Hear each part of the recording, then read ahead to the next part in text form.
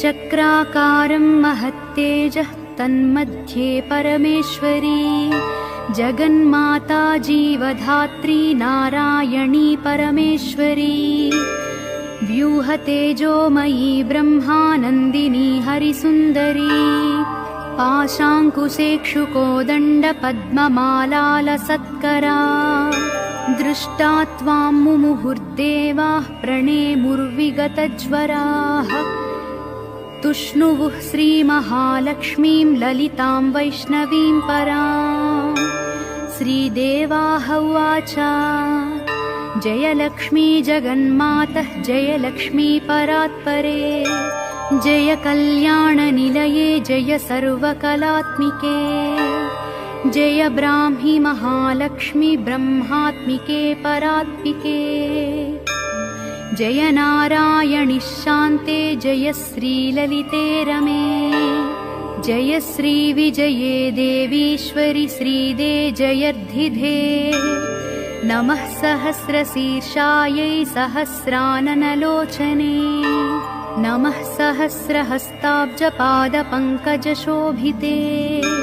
अणोरणुतरे लक्ष्मी महतोऽपि महीयसी अतलं ते स्मृतौ पादौ वितलं जानुनी तव रसातलं कुटिस्ते च कुक्षिस्ते पृथिवीमता हृदयं भुवः स्वस्तेस्तु मुखं सत्यं शिरोमतम् दृशश्चन्द्रार्कदहनादिशः कर्णाभुजः सुराः मरुतस्तु तवोच्छास्वा वाचस्ते श्रुतयो मताः क्रीडाते लोकरचना सखाते परमेश्वरः आहारस्ते सदानन्दो वासस्ते हृदयो हरेः दृश्यादृश्यस्वरूपाणि रूपाणि भुवनानि ते शिरोरुहाघनास्ते वै तारकाः कुसुमानि ते धर्माद्या बाहवस्ते च कालाद्या हेतयस्तव यमाश्च नियमाश्चापि करपादनखास्तव स्तनौ स्वाहा स्वधाकारौ सर्वजीवनदुग्धदौ